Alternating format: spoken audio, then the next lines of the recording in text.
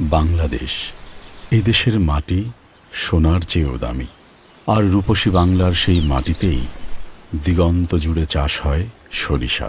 উর্বর মাটি, অনুকূল আবহাওয়া আর কৃষকের হাড় ভাঙা পরিশ্রমে আমরা পাই গ্রাম বাংলার ঐতিহ্যবাহী স্বস্তির দেশি সরিষার তেল। শস্য আবাদ করে দেখা যাচ্ছে শস্য বিক্রি করার জন্য খুব টেনশন থাকতাম, বাজারে লিজা বিক্রি করা লাগতো। এখন আর ওইখানে মেল বয়েছে, মেলের লোক আসেই শস্য নিয়ে যাচ্ছে, দামও ভালো পাচ্ছে। সারা দেশে ছড়িয়ে থাকা এমন সব ফসলের মাঠ থেকে মানসম্মত সরিষা বাছাই হয়ে আসে আমাদের ফ্যাক্টরির আঙিনায়। চাষি ভাইদের জমি থেকে আমরা দুই ধরনের সরিষা দানা সংগ্রহ করে আনি, সেতি সরিষা এবং মাঘী সরিষা। আমরা কৃষকের কাছ থেকে সরিষা কিনি, তারপরে রোদে শুকাই, রোদে শুকায় চালনাতে চাইলে তারপরে কাঠের ঘানিতে ভাঙাই।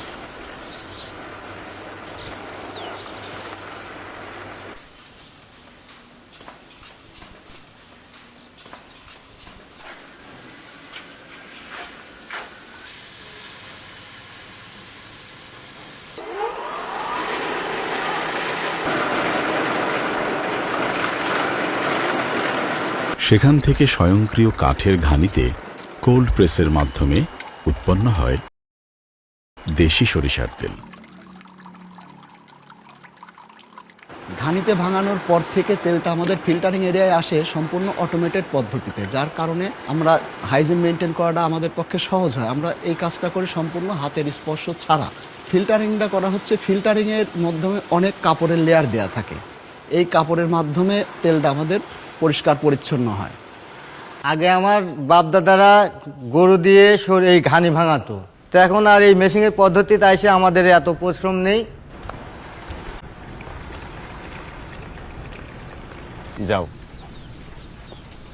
আমি মেলে কাজ করি আমার ছাওয়ালে পড়াশোনা করাই, সংসারে যখন যা দরকার হয় আমি জোগাড় করি পারি।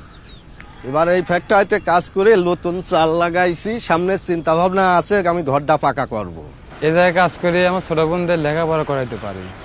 মোবাইলে যখন দেখি আমাদের তেল সারা বাংলাদেশে পৌঁছায় গেছে, তখন আমার খুব ভালো লাগে। কাঠের ঘানি ভাঙা এই কোল্ড প্রেস সরিষার তেল পৌঁছে যাবে সারা বাংলাদেশে।